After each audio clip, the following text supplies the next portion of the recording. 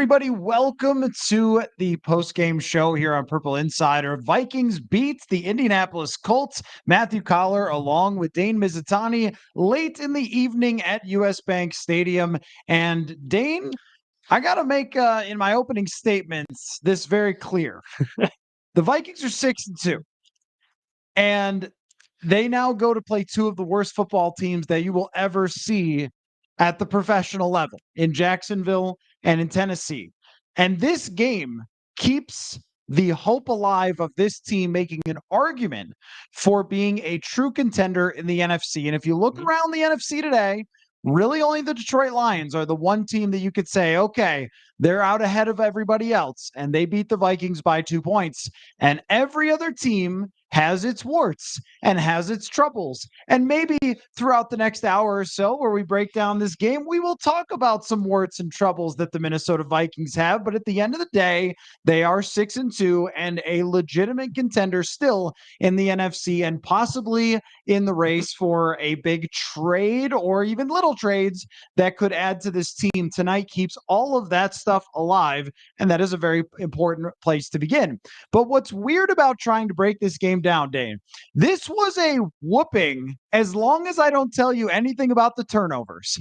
The Vikings almost doubled up the Colts in total yardage. They destroyed them in first downs. They had the ball for the entire night.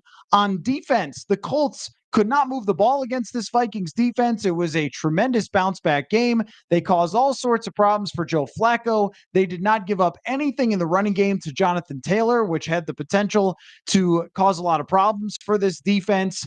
And had they not thrown two silly interceptions, and maybe if a forearm or under the forearm to the head of Sam Darnold had been called and a flag hadn't been brought back, we would have been talking about this as the most dominant performance maybe of the entire year by the Vikings defense. It is only, Dane, those pesky little interceptions that caused this game and that fumble that probably should have been brought back. For the second straight week, a strange refereeing decision was made, and we just got the pool report from the referees. You'll never believe it. They didn't see anything. I am looking at this game much more as the Vikings totally dominated the Indianapolis Colts than I am, while barely escaped with that one, just because it was entirely those miscues that caused the game to be close. How are you looking at it? I'm looking at it the same way. Let's rewind a little bit. So you talked about the Detroit Lions, the class of the NFC, no doubt about it. I would be shocked if anybody else but the Detroit Lions are the number one seed in the NFC. The Vikings lost to them by 2 points, and then 4 days later flew to the West Coast and lost to a Los Angeles Rams team coached by Kevin O'Connell's mentor, who knows him better than anyone, who just got back, Cooper Kupp, Puka Nacua, and that's just a completely different team. Without sounding like an apologist, like they lost to the best team in the NFC, and then in a really, really tough circumstance where a lot of teams in the league lose going west on short rest. They bounced back today with, like you said, hands down a dominant performance across the board, sans turnovers. We would be talking about the turnovers if they didn't win the game. And we will still talk about the turnovers. But the fact that they turned the ball over 2 times, 3 times, one of them directly led to a touchdown for the Colts, and they still kind of won this game running away, speaks to their dominance. And I think that is kind of what you can latch on to here is big picture. Like the Vikings took care of business today. It didn't look as pretty as it could have. It could have been a blowout. They could have won this game by 3 scores.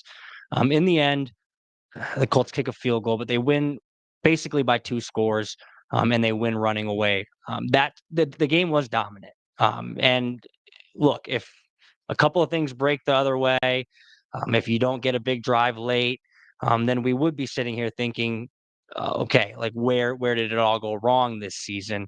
But they didn't, because at the end of the day, they did take care of business in the way that a team was 5-2 heading into a game, home game, night game against a better team should take care of business. So now the Vikings are 6-2, like you said, heading into 2 games that they should absolutely just demolish the Jaguars and Titans.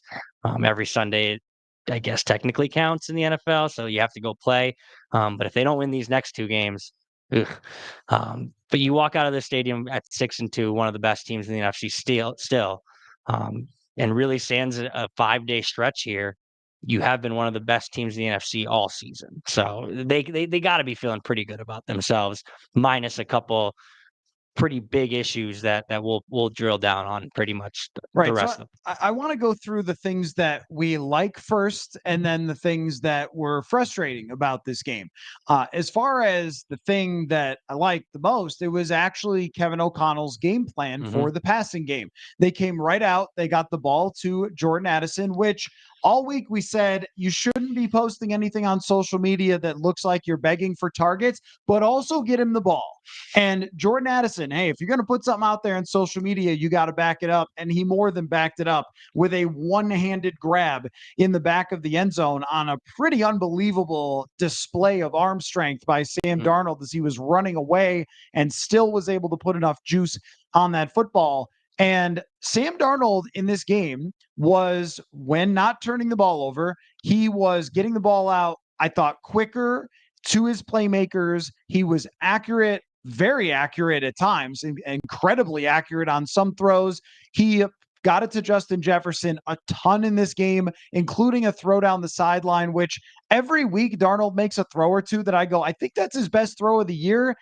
I don't know if it was his best, but it was certainly one of his best Mhm. that he hit right on the money to Justin Jefferson. He got the ball underneath to Josh Oliver. There were play calls from Kevin O'Connell that got people wide open.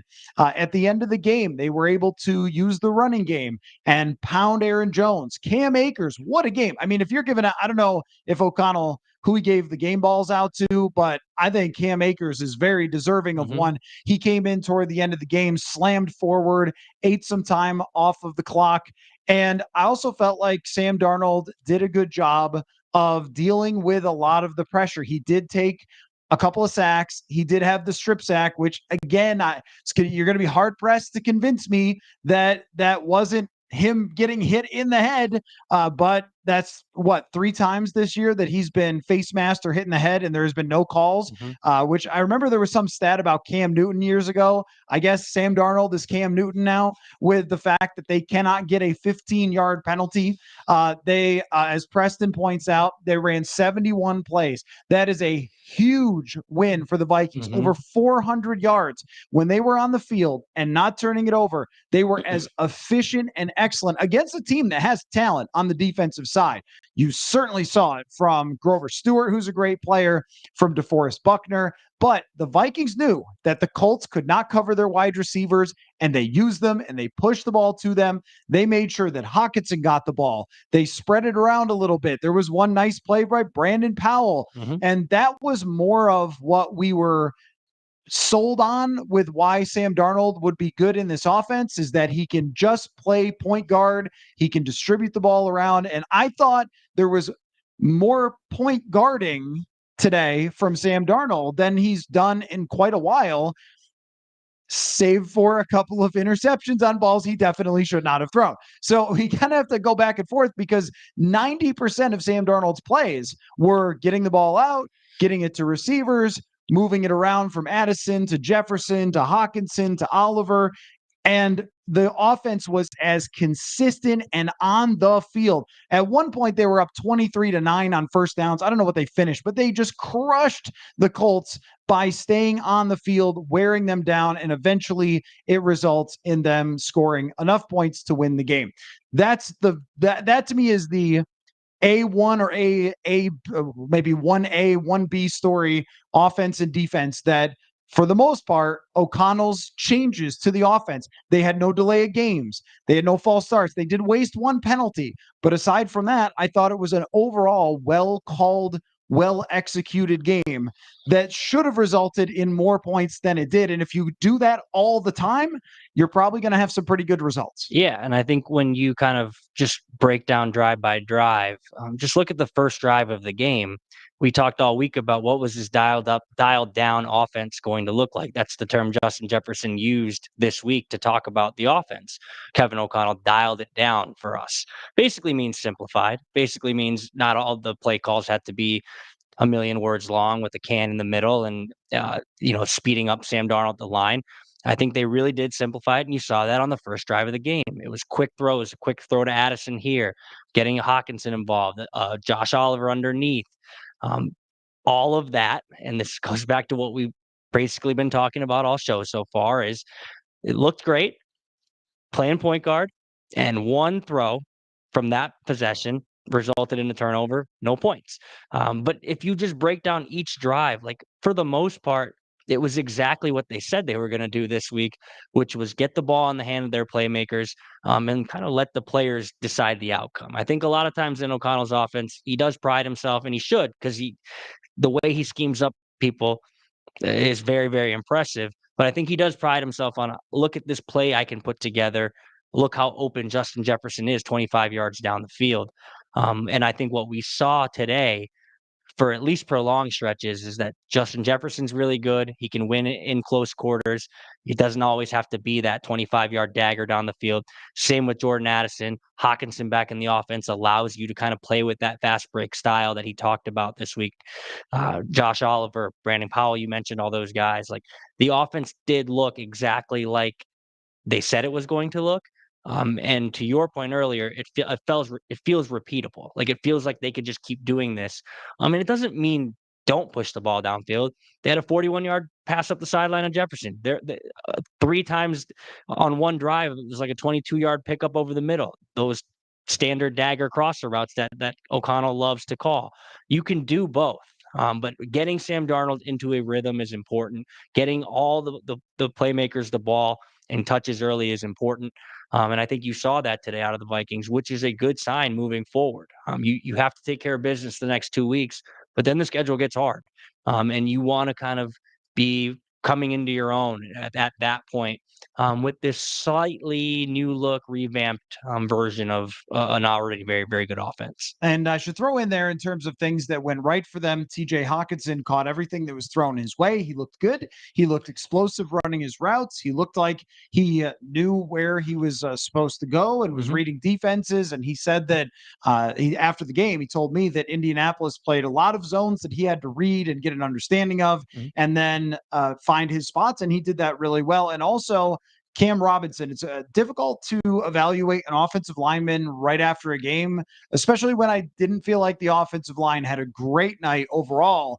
But Cam Robinson coming in on a Wednesday to Thursday, practicing for the first time, and then playing. I know left tackle may not be the most complex position with X's and O's, and it's a little more man versus man, and he had seen Indianapolis before, but I do think that it was a remarkable performance for someone to arrive at a new team and be able to do what Cam Robinson did tonight. I didn't see too much pressure coming off of the edge, and it shows you that if he can play like that, and there were a couple run plays where he got good push. He's not always known for the run blocking, but if he can continue to do that, then they can survive missing Christian Darrisaw. It's not the same, but they survived it for tonight, and that's what they need for the future. So that trade could end up paying huge dividends. On the defensive side, I am not really sure, Dane, how much it was the Vikings and how much it was Joe Flacco is just washed. Now, he had one good game earlier this year. They benched him for a reason, benched Anthony Richardson for a reason to play Joe Flacco, but he didn't look very comfortable. He was very inaccurate. And there were several times where if he just completes a pass to an open guy, or he even finds a running back out of the backfield, that maybe we're talking about a little bit of a different game. At the same time, they rushed him well. He was under pressure a lot. Dallas Turner had a nice free rush at him that he looked terrified and wanted no piece of. And the biggest thing for me was the defense playing extremely well against Jonathan Taylor, because I think that if they had struggled against the run, that things would have been a lot easier for Joe Flacco. But instead, he was dropping back to pass over and over and over. And I'm just going to throw something out there real quick. It's not that relevant to Vikings fans, but I think if you're a Colts fan after this game, you got to be asking, what is this? Why would you not take out Joe Flacco and try Anthony Richardson at the end of that game because he looked so lost. I mean, that's got to be one of the most frustrating teams to cheer for, but that's not your problem. But when it comes to Flacco, he looked uncomfortable for pretty much the entire night, but I really thought that was a lot caused by the Vikings, and it was a lot caused by them stopping Jonathan Taylor. The last 2 weeks, they struggled against the run. They figured it out tonight. They survived not having Blake Cashman tonight, and just did a great job on defense. You could not ask for anything more. Interceptions, fumble recoveries, pressure, tackles, pass breakups at big time. I mean, this was as good of a defensive performance as they've had all year, complete too, top to bottom. I mean, they end up with 13 points, but one is completely bogus at the end of the game, and the other is a fumble return for a touchdown. I mean, this was almost as good. It reminded me actually of the game last year against the Raiders, where they just totally shut them out and they did absolutely nothing. Yeah, and I'm glad you brought that up because the Colts scored a touchdown today, but the offense of the Vikings allowed it. The defense did not allow a touchdown. I don't think the Colts had a play in the red zone. Um, Jonathan Taylor was the one player in this game that I thought could break it for the Vikings. If he got rolling early, everything opens up. You see those deep crossers over the middle of the field where teams in the past, the Lions, the Rams, have been able to kind of feather the ball behind the linebacker in front of the safety. I think all of that really opens up if Jonathan Taylor gets rolling early. He didn't. And he's a really good player, and it's a pretty good offensive line. And I was expecting them to kind of take it to the Vikings.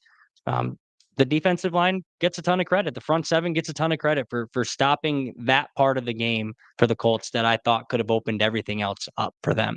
I thought it was just like when you look at the first 5 weeks and how good they looked, and then you look at the 2 weeks against the Lions and the Rams, uh, and the instant reaction was to overreact and say this defense is washed. And I think we were part of that. I think we gave Fs across the board on defense last week against the Rams.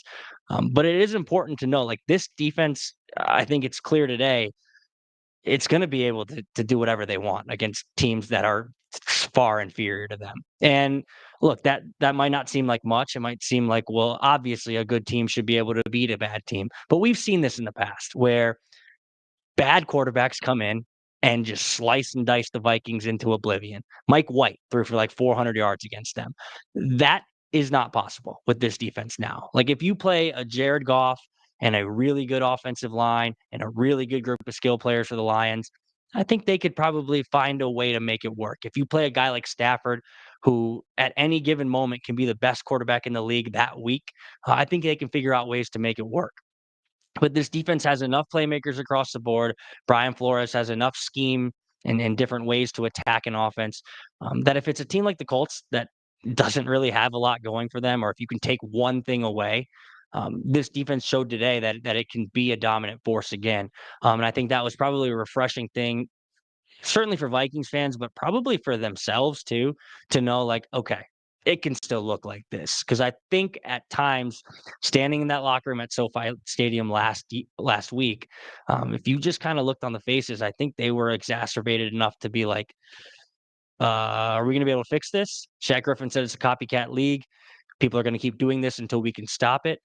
I think they showed today like they're still very, very good. It was an incredible performance from that side of the ball. It was, and a big part of this is that they had enough time after the Thursday night game to go back and reevaluate everything. And what I wanted to see tonight was, okay, they've talked all week to us because we're asking these questions. All right, what are you going to do about this? What are you going to do about that? What's going wrong this way? And we had a lot of press conferences to ask everybody what they did wrong those last 2 weeks. But we actually came away with a good set of answers, and appreciate the team answering the questions. But we came away with a good set of answers, I thought. And then the real question was, are they going to implement all those things that they talked about having been the blueprint? Well, how are you going to fix them? And starting with stopping the run, that was a big part of it. But another part, too, that I noticed a lot of tonight was rotating players. Yeah. And we discussed this at length last week, that there were just too many guys who were getting worn down that needed to be rotating in and out. Dallas Turner needed to be on the field and had a few very nice nice plays in this game, but he needed to be on the field. You can't just ask Andrew Van Ginkel to play every play out there. And I did wonder at times if something was wrong with Van Ginkel. Maybe there was, but I like the idea of rotating more guys in. There was at one point where Stephon Gilmore wasn't on the field, and it was Shaq Griffin who was out there, and mixing and matching more. There were some line changes that we saw where a bunch of guys are coming off, a bunch of guys are going on. They had mostly played the same guys the whole way, which is actually different from what they did last year, where there was a lot more rotating for different players. So I thought tonight that was a very good way to approach it. And I'd like to see that going forward if they're going to keep guys fresh. And it just has to be a trust issue where Flores has to believe that every drive can't just be Stephon Gilmore out there the entire time, or every drive doesn't have to be Jonathan Grenard, Andrew Van Ginkel. They can throw in Dallas Turner to rush the passer from time to time or take on that Van Ginkel role, which I think is part of the reason that Turner hasn't gotten as many snaps is that Grenard never leaves the field, so he always has to take Van Ginkel's role, which is complicated. And you saw Turner have to drop back in coverage sometimes and read route combinations and things like that. But you want to see more and more of Dallas Turner on the field like he was today. And after the game, he seemed kind of like, yeah, I felt like I got this. I think it's been hard for Dallas Turner to be patient the way that he has been, and maybe this does help improve their overall confidence. But they need to rotate people. They need to have guys coming in and out, use different personnel groupings on this defense. And they did that tonight, and it worked really, really well. So let's go to the other side of the coin, the things that we did not love from tonight's game. And we have to start with Sam Darnold's turnovers. All of them are preventable. All of them are really bad. And my thing with Sam Darnold, I think now that we've seen this enough, is he's going to have glitches. They're just glitches. Your guys are watching a live stream right now. Sometimes the internet will just glitch on us and we'll go, zzz, zzz, and like, that's hopefully not tonight, but that's what happens with Sam Darnold is it seems to, there's a Darnold glitch. He's rolling to his left, and he did the same thing against Green Bay and got away with it. Mm-hmm. And he flips his hips and he throws it. And if he makes the catch, it's going to be great. Nope, there's a linebacker over there when you just can't give away the football right there. And then you're up by 7 points. I know he had Jordan Addison wide open. Even put that aside, forcing the ball where he did on that play. Just another inexcusable, bizarre thing we've seen Sam Darnold do. The sacks, even the one where he fumbles, you have to protect the football there. You can't fumble the ball and hope that the referees bail you out. I don't know that there is any escaping this. And I shot you 99 with the super chat earlier, ask about dirting balls, which thank you for that. But it does seem like too many of those screens are getting blown up. And once again, with Kevin O'Connell, we run into, well, there was a receiver open when I tried to be super aggressive at a point where I didn't have to be, and a big mistake happened. There's got to be enough times where Sam Darnold makes a mistake being overly aggressive when you're ahead in a game where you kind of stop doing that. Going for the throw always sounds great until the guy throws an interception and opens the door back up for the Indianapolis Colts. With the play calling, I would give high marks, and we'll grade everybody in a minute. I would give high marks to O'Connell for this game plan overall, very high marks. But there are just times where you go, he just had to. 3rd and 3, he just had to put it in Darnold's hands. Late in the game, they gave it to Aaron Jones on a 3rd and short. He plowed forward for a 1st down. Hey, you're allowed to do that. Remember, you got Cam Akers now. The guy's running like a bat out of hell tonight. You can do that. Instead, there were times where I thought that he trusted Darnold too much, which has been a trend for this season that doesn't look like it's going anywhere. So your breakdown of the downside of the Vikings offense tonight. It goes back to the turnovers, and we can harp on that all day, and we will, and I'm sure we'll get even more into that in the grades. But you just look at this game as a whole, and like you almost want to shake the box score when you're reading it, because it feels like it should have been a blowout, and it wasn't because of the turnovers. It wasn't because of Sam Darnold. What I will say about all the bad that comes with Darnold, it's pretty inescapable, I think, at this point. But his ability to bounce back is still pretty impressive. He is a guy who will screw up, make the worst mistake you'll see, and come back the next drive and still rip it down the field. That is something I don't know of a lot of quarterbacks at that level of quarterback play where Sam Darnold kind of sits in the tiers. I don't know if they have that short memory. I know for a fact the guy who used to play quarterback here did not have that short memory. Bad plays would turn into bad quarters, which would turn into bad games. For Sam Darnold, for all the bad that comes with him playing the quarterback position, his ability to shake it off has been very, very impressive this year. That being said, you cannot do the things he did today against the good teams. You're not going to be able to get bailed out by the defense against the good teams. You make three really, really boneheaded mistakes against the good teams, that game will be out of hand before you know it. So I guess it's good to learn these lessons in a win, in a game where you get to walk out of the stadium feeling really good about yourself still. I guess it's good to learn these lessons during a game where you did complete like 28 of 34 passes, I think it was. Maybe it was 26 of 34. Uh, he looked good for long stretches, but the only reason we're not talking all about the turnovers and all about his, at times, terrible quarterback play is because at the end of the day, the Vikings managed to collectively walk away with the win. But there are some red flags there. Uh, and I don't know if like they're going to be avoidable moving forward. You're just going to have to at times kind of stomach them and move forward. And I think there are maybe things that can be coached out of Sam Darnold still moving forward over these last 9 weeks. And then on the other side of that coin, he might just be who he is at this point in his career in terms of the mistakes he's going to make. Because I do think he has shown ascension this year. He is who he is at this point in his career because I think this is as good as he's ever played.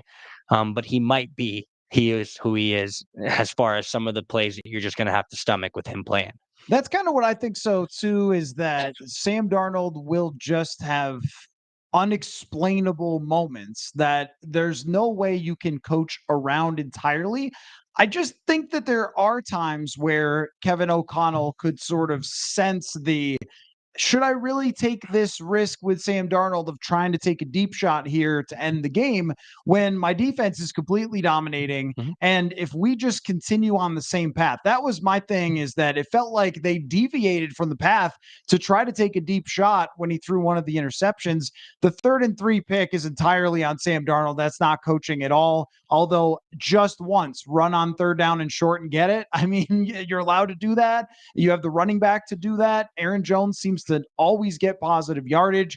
But in that specific point, it reminded me of when they were up on the San Francisco 49ers and they throw and there's an interception, when even if you just get a field goal there, the game's pretty much over. And then the same thing happened in Green Bay, where if you just kick a field goal there, you're good. And if you have a long drive that is underneath to Hockenson, you now have this cheat code underneath to Hockenson, which works and works and works and works. But I mean, when you look at the end of the day, the throws that didn't go to the other team were accurate. They were on time. Some of them were miraculous because he has such great arm talent. And it is extremely hard to sit here and go, well, he should just never turn the ball over. But man, when he makes those great throws, it's unbelievable. So overall, we'll talk about what you would grade him, because I think it's a difficult evaluation for this evening. You do have to strap into the roller coaster because there are going to be these times where he makes these mistakes. And I think that's just fundamental to who he is, but also he's going to make some plays that really wow you. A couple of quick notes before we get into kind of grading each position. Number one, you guys wanted to hear me say it. Congratulations to Kevin O'Connell on a successful trick play. Well done, sir. I was a doubter, a hater, you might say, of trick plays, and most of them have gone awry for Kevin O'Connell during his career. But Justin Jefferson delivered a great pass to Aaron Jones. It was a well-executed play. It got a first down. It worked. Well done. Well done, sir. High marks for your one trick play.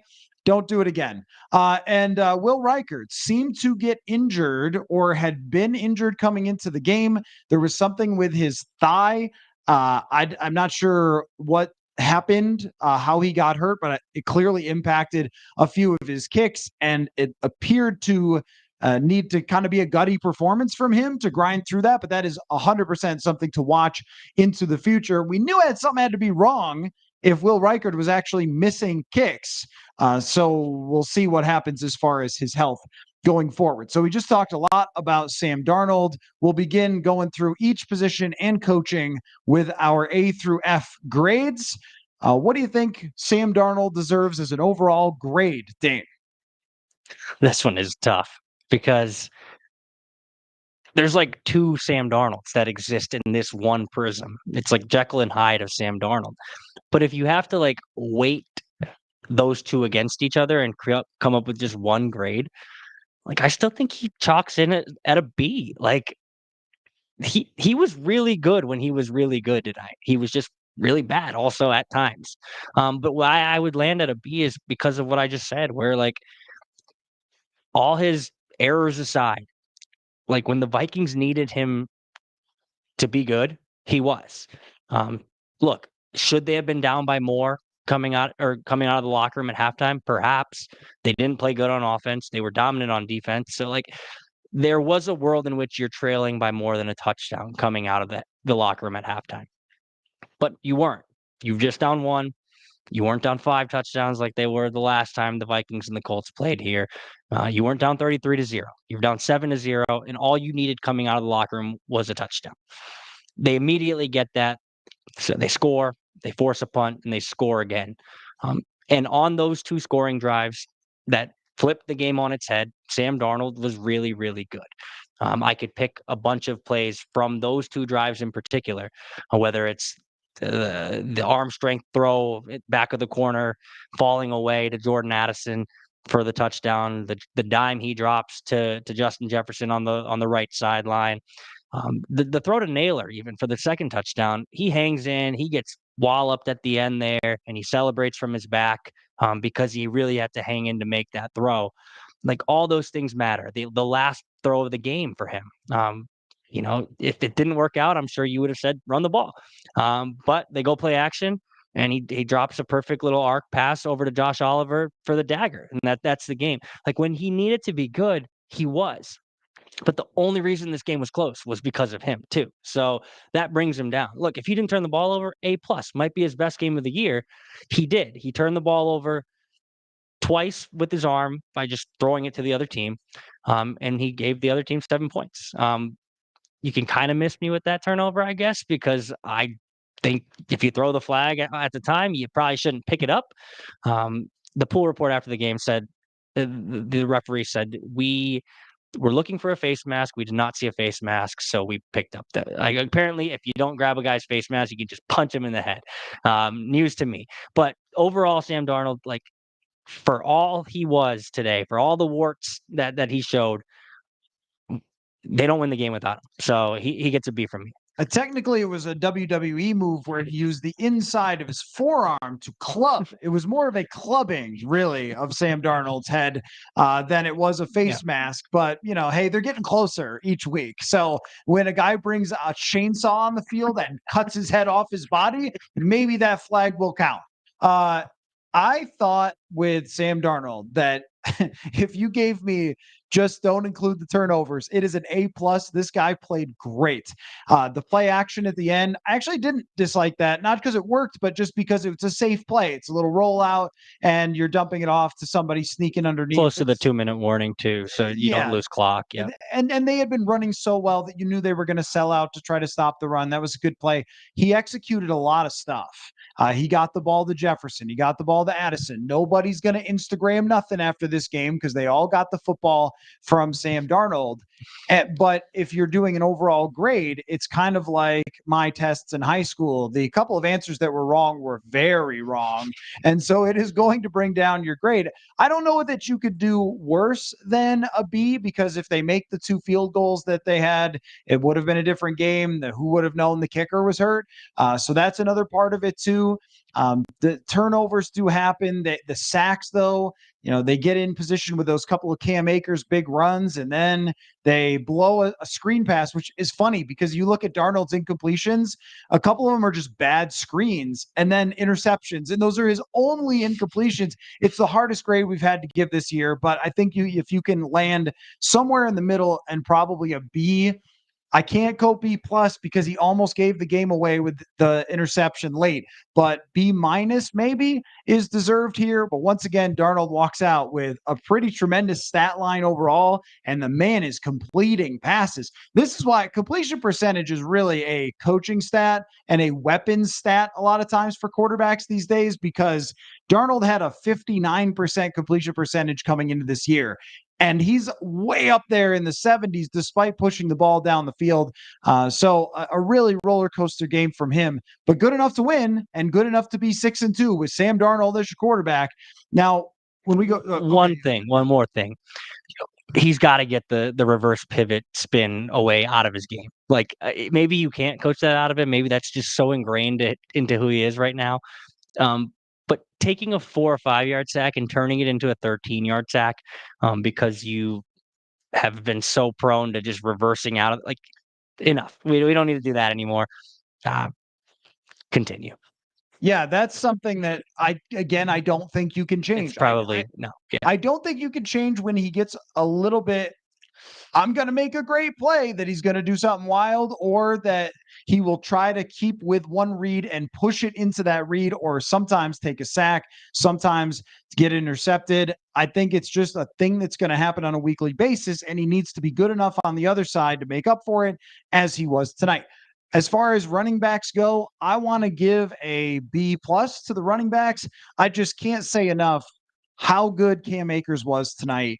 He can be trusted. He can be an RB2, lock it in, give Aaron Jones a break, slam him forward at 110 miles an hour, but also he can pass protect if you need him to. This is why you traded for him. He's a good football player. And Aaron Jones grinded it out. He battled tonight. His yards per carry, it wasn't good. 3. It wasn't good. And yet I still felt like Aaron Jones was kind of churning, and he didn't have too many explosive runs, 1 for 13 yards. It was more of a passing game for them, and he wasn't a big part of their passing game overall. So you can't give them an A, but as a running team, 133 yards on 32 carries, you can't complain with that. And none of them were more than 13 yards. That is grinding and pushing forward with the running game that I thought was a good job and really helped Darnold play off of that. So I'm going to go B plus. Yeah, no objections from me. Like, I think, like, Cam Akers to me was the star of the running game, and it sounds weird to say he was a star because he only had 6 carries. He had 6 carries for 46 yards. And you probably should have just kept giving him the ball on that one drive where he just had chunk yard after chunk yard after chunk, and then they play action that doesn't work, and it goes back to, like, sometimes it's okay to just lean on what's working. But Cam Akers was good tonight, and I think, like, with Aaron Jones, like you were talking about, like, the last drive of the game is them basically just lining up and saying, "Tackle Aaron Jones. We're gonna let him try and get the first down." And he did 3 times, in important situations, bled the clock. And then Aaron Jones is the direct reason why Josh Oliver was so open in the end zone there for that dagger touchdown. So yeah, the yards per carry, we're used to it looking like 5.7 for Aaron Jones. It wasn't that today. And I still think he had a pretty good game because he showed he can be that guy to carry the heavy workload if you need him to. But it was a nice thing to see, like, Cam Akers, like, they should lean on him more now. Like, I'm not saying 50-50 split because you're going to want to see more Aaron Jones because of how dynamic he can be. But I think you saw tonight, like, it's okay. You can give the ball to Cam Akers. You can give him full drives.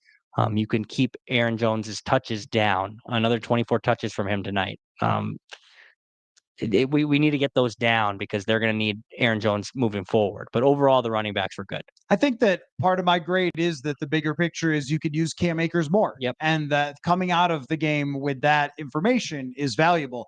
Wide receivers and tight ends. Hey, like, like, Justin Jefferson, 7 for 137. I don't know why anyone would ever single cover Justin Jefferson on the sideline. Kevin O'Connell was asked about that after the game, and he said, like, I have to, like, contain my excitement on the sideline when we break the huddle and I can notice, oh yeah, JJ's in single coverage. Just don't do it. Like, bracket him over the top. Like, don't do it. I don't even know who the Colts tried to do it with tonight, but it was not someone that you should try to do that with. It went for 41, and that was obviously a big play for the Vikings. Jordan Addison, you mentioned it right off the top. Like, if you're going to complain about targets, or not complain, because he said he uses that phrase all the time, but it's a pretty convenient way to ask for more targets. If you're going to do that, you need to respond. He did. 5 for 42. It could have looked bigger, because I think Darnold missed him on a couple still. But the catch in the back of the end zone from Jordan Addison was crazy. Like, go back and watch that. It doesn't look like he's going to get to the ball. It looks like he's overthrown, and then he just kind of dives. And then he sticks his left hand out, and then he said it. He said after the game, "Shout out to my left hand." Yeah, I guess. He said stuck to his left hand, but, like, then to have, like, the presence of mind to, like, be able to pull that in while keeping your feet down, it was It was a crazy good catch. So I think you saw what it can look like with Jefferson and Addison dominating. Hawkinson, I gotta go back and look at all the snap counts. I don't know how many he played, but 3 for 27. Like, I think you're gonna see more of him moving forward, even more. But just to have him out there today, he had one big catch over the middle for 19. We can keep going. Like, Josh Oliver had 5 catches for 58, and then the dagger touchdown. It was just across the board for the pass catchers, a very, very good day, which makes sense because if Sam Darnold doesn't throw the interceptions, we give him an A plus. Oh, well, who is he throwing to get that A plus? If without the turnovers, all of the receivers that had a very, very good day. Yeah, I mean, I might go as far as A plus. Yeah, There were a lot of great catches. None of the turnovers were their fault, as yeah. far as I can tell. And the fact that I'm looking over at the box score on your phone here, and there's just a lot of names. I mean, they worked the ball around to Mhm, just about everybody. And the only downside is Johnny Munt dropped a touchdown, but it would have been a really hard throw.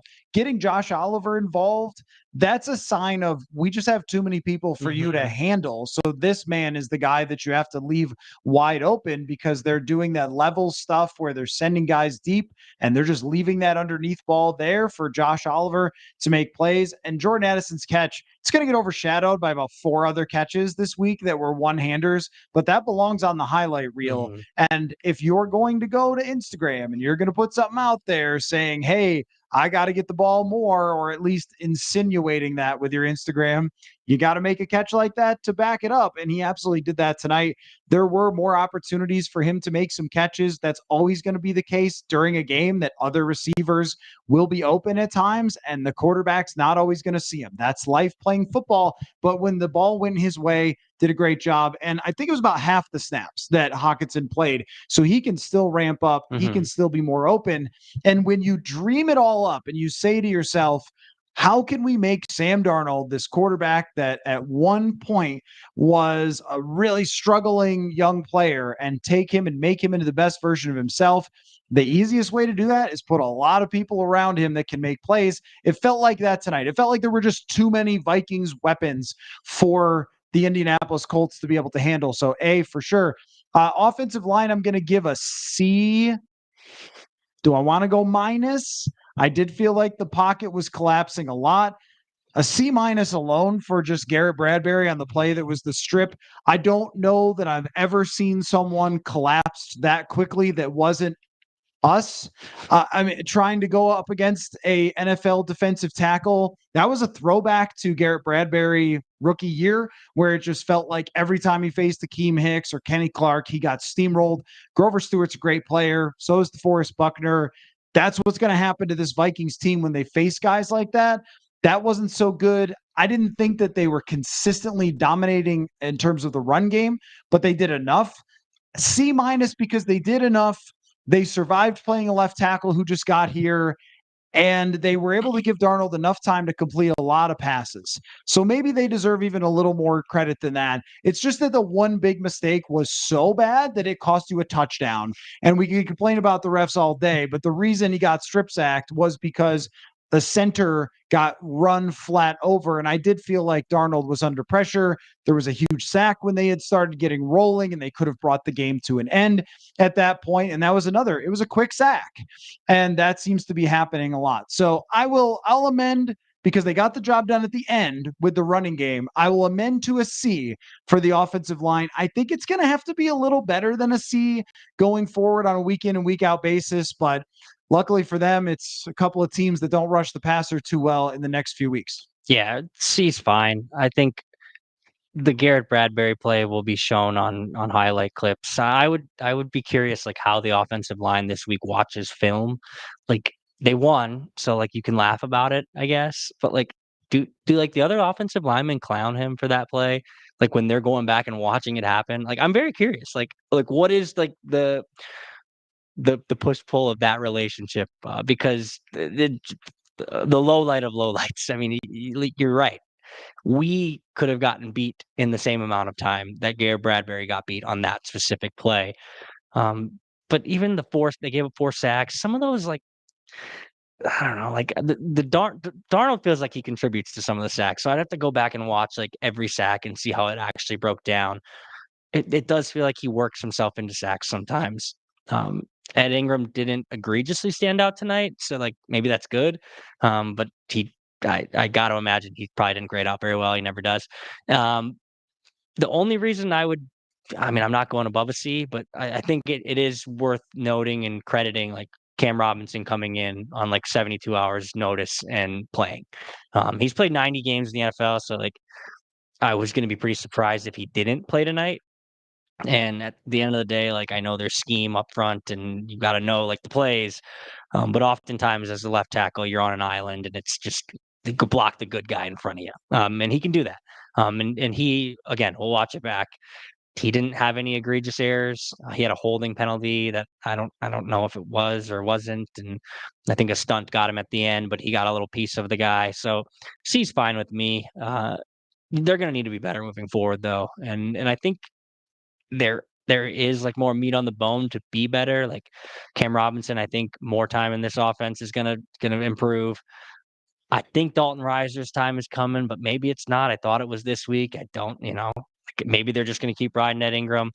Uh, it's overall average, which is what a C is.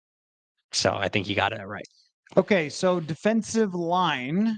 I'm going to have a tough time downgrading anybody really on the defensive Yeah. side here, but there is let's layer into the grades for the defensive side the possibilities of trades Mhm. and have that discussion interspersed here because I think that the defensive line did a very good job tonight, but I also think that if Calais Campbell becomes available, which the Dolphins lost, or someone like that. Adam Butler is a big old beast from the Las Vegas Raiders. They lost as well. Some teams that could be big sellers did not do all that great today, which could influence them more. If you look at it, I think there's 9 teams with 2 wins or fewer. So a lot of teams to potentially choose from. The defensive line deserves all their credit for tonight. And I still think that that is a main position that they could add to if the opportunity arises. So what did you grade them for tonight? And do you agree with a potential trade for the defensive line? I'm gonna give him an A because I'm just gonna give the whole defense an A. I think the Colts had like per EPA, like the worst performance they've had all year, which makes sense. They didn't go to the red zone at all. They couldn't run the ball. The Colts' inability to run the ball or Jonathan Taylor's ineffectiveness tonight is directly related to the standard that the defensive line set from the beginning. So, like, yeah, these guys who have sometimes flown under the radar, Harrison Phillips, Jonathan Bullard, Jerry Tillery, like they've at times this year really stepped up and showed it. They've at times been kind of manhandled over the last 2 weeks, I guess, against the Lions and the Rams. But I think to your point, it's okay to add another, even if they were good tonight, it's okay to add another player in there. That goes back to the rotation that you were talking about earlier with, hey, it was nice to see Dallas Turner in there because he was healthy, he was fresh. Pat Jones had a little more jump because he didn't play 60 snaps tonight. Um, that exists in the interior too. If Harrison Phillips or Jonathan Bullard or Jerry Tillery or Jihad Ward, who is listed as an outside linebacker, but basically plays nose. Like if those guys get more time on the sideline every so often because you've traded for a Calais Campbell, like it doesn't mean you trade for Calais Campbell, Jonathan Bullard is benched. That's not how it's going to work, especially with Brian Flores. So, like, I'll give him an A, and I still think that there is a need, and you should like want to go out and get another player to add in that trenches, just because it's going to make everyone else better. Like, it's obviously a weakness from a large big picture perspective. It was not a weakness tonight. Nothing was on defense. They were great. But I think they would be benefited by another kind of beast in the middle. Everyone wants Dexter Lawrence. It's not going to be Dexter Lawrence. But if it's anybody with the ability to penetrate and generate some pressure, I think that's going to help them. But overall, I'd give them an A tonight. You got the stat pad at the end too. I don't think they had any sacks until the last drive, and then Jonathan Grenard had two, Jihad Ward had one. But they were pressuring, even if they weren't getting the sacks tonight, and they were stopping the run, and that adds up to a really good performance overall for the defense, and an A in my book. My one critique is just that I thought there were too many snaps where Joe Flacco sat back there Mhm. and sat back there and they just didn't get pressure. And then he made a bad throw. And we kind of go, oh, well, good job, defense. But if it's not Joe Flacco, and by the way, it won't be anybody better for a while, I'm not convinced Caleb Williams is going to be better than that against this defense. I honestly am not sure schedule wise when the next time they're going to face a better quarterback than this because Lawrence is struggling. Rudolph's not good. Williams isn't all that great. So a ways down the road, but it would be beneficial to have one more person that can just beat his guy one on one. There still is a lot of Jonathan Bullard out there. And I know people were excited that Levi Drake Rodriguez was active for the game, but didn't see any of him. And we probably won't for this season. So there needs to be someone there. I think there could be another cornerback as well. The corners played well. They picked off passes. They knocked passes down in big moments. Harrison Smith thought had one of his best games that we have seen in a while tonight, where he was more of an impact player. I think more of the rotation for the secondary. They are healthy there. That doesn't guarantee you'll be healthy for the entire season. So another addition there. Overall, very, very few critiques, though. The defensive line shutting down the run was really the biggest element that put Joe Flacco in tough spots. As far as the coaching for tonight goes, the adjustments to me get high grades. I don't think that the play calling will ever walk out of a game and say every play call was perfect. There are a few times you sit in front of me in the press box where I may have used some colorful language to describe some Kevin O'Connell screen decisions and so the aggressive throw down the field that got intercepted when they probably just need to continue doing what they were doing with the short passing game. At the same time, look at the numbers that they put up, how often they had the football. The goal was to dominate the ball and be on the field for way more snaps. I wrote about it today. Why don't they have as many snaps? Well, they got them today, and I thought the game plan overall was excellent. Defensive game plan had the Colts really struggling all night long. There's not a whole lot to come away with and critique there. So I think that it was a huge bounce back game for the coaching staff because the doubt does start to creep in when you lose two games in a row like that. Wait a minute. Is Flores really able to mess with quarterbacks enough to get you where you want to go? Is Kevin O'Connell really whispering to Sam Darnold, or is he just saying throw it deep all the time? Or is he able to make the adjustments to what defenses were doing? And they did a good job there. Any thoughts on the coaching before we move on to the big picture? No, I thought all the adjustments that they said they were going to make were made, and it resulted in, besides the turnovers, their most dominant game of the season. So no, coaching, like aside from a couple play calls here and there, and like you said, we're always going to walk away from a game. I think any fan base, even if the team dominates, walks away from a game saying like, there were a couple plays there, like that's going to happen. But they get an A from me because everything that they needed to, or they said was going to happen happened, and it resulted in a big bounce back win, which now sets you up to move forward and do the things that you really still think you can do. heading into a pretty important trade deadline day. So, And this is really big for me. Final thoughts here, big yep, picture. They yep. are 6-2. Let me say it again. They are 6-2. There are not many teams in the National Football League that are 6-2. You go around the NFC and you go, well, the Eagles aren't perfect. They sputtered a little bit today against the Jaguars, kind of eked out the win at the end there against Jacksonville. Washington is a very good team. They're not perfect. The Green Bay Packers, with Jordan Love seemingly playing banged up, definitely not a perfect football team. Nobody in the NFC West, maybe the most fun game of the day was the Rams and Seahawks because they both kept screwing up constantly. Both of those teams are going to fight along with San Francisco, and Arizona looks suddenly a little bit stronger, but they're not perfect either. And what the Vikings can make a very good argument for is they are either number 2 or 3 as far as best teams in the NFC. Atlanta made their argument today against the Dallas Cowboys. I wish Mike Zimmer had a post-game press conference that we all could have watched back after getting destroyed by Kirk Cousins. But I mean, look around. Who is threatening you at 6-2? There's not that many teams that are flying in the air of the Minnesota Vikings. That is big, and that's also worth spending a little more draft capital and trying to add to this thing, because when the opportunities arise, you got to take them. Every time you got to take them when you get a chance like this to go 6-2, and with the schedule that they have coming up. I don't know how many more true tests there will be for the Vikings. I thought this might be a good one, and ultimately it was, to show us, all right, they're not the team that lost to the Rams. They're much closer to the teams that went 5-0 is how they played tonight, outside of a couple turnovers. So the big picture to me is back on track, 6-2, season's still on. You're still a contender.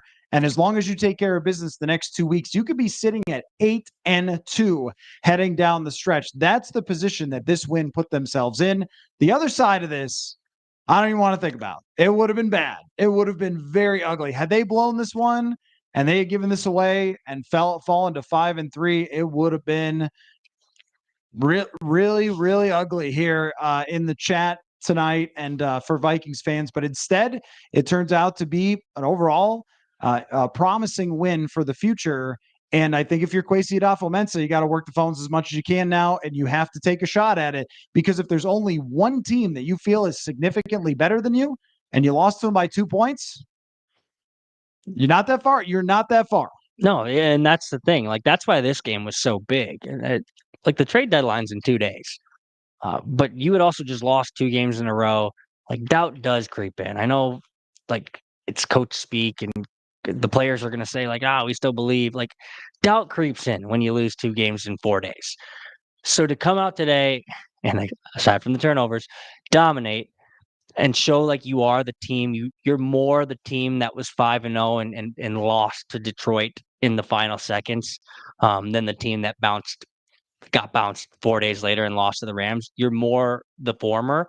Like, to prove that to yourselves is big, but to prove that, like, to everyone else is also big. Like, if they lost today, it would be 3 straight losses.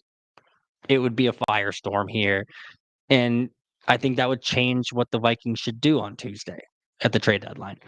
But they didn't lose. In fact, they dominated, aside from the turnovers, and I think that is proof enough that, like, you should do something. Like, if you can trade 2 first-round picks and get Dexter Lawrence, I would do it, but I don't think you can. So, that doesn't mean do nothing, though. I think there are moves to be made. We went over on defense what we think they need. I got to imagine that the front office feels the same. There are just little improvements to be made here, and I think you owe it to yourselves as this 6-2 football team with a very easy pathway to 8-2, with a very kind of muddled NFC aside from the Lions, to just like go for it. Um, yeah, go for it. Why not? You can't guarantee like you're going to be 6-2 at any point in JJ McCarthy's first contract. Like, 6-2 is very, very good. 8-2, the possibility of that is very, very good. Like, these seasons don't come around very often, unless you have a Patrick Mahomes, like unless you have a Josh Allen. The Vikings don't. We don't know what JJ McCarthy will become. But you can't bank on him becoming a Patrick Mahomes or a Josh Allen. You can't bank on 6-2 with the possibility of 8-2. So just trade the picks. I don't care how many they trade. I'm sure like there will be whatever happens on Tuesday at the trade deadline. People are going to criticize, oh, you shouldn't have gave up that much, or you should have done more. Like trade is whatever you need to improve this roster, because this roster deserves a chance to do something. That sounds like there will be on Purple Insider a trade deadline live special after the trade deadline is up. So make sure that you keep an eye out for that. It would be good maybe to subscribe. We're very close to 10,000 subscribers here on Purple Insider. Would love if you were number 10,000. I don't know how we can figure out who the 10,000th person is, but maybe we can get that person a t-shirt or something. Anyway, thank you so much, everybody, for staying up late with us here and watching the Vikings win 21-13. And someone somewhere said a win is a win. And that person was correct about tonight's game. It was not beautiful. It was kind of gnarly at times, kind of weird at times, as only Vikings wins can be. But we head on to Jacksonville with this team having a chance to stay in that race for among the best teams in the entire NFC, which is more than we would have thought at this point in the season. We thought they would have probably been turning it around as opposed to now headed down the stretch with some very high aspirations. So again, thanks so much to everybody for watching and listening to this post-game show. We appreciate you all, and we will catch you all very, very soon, actually. So thanks again. Football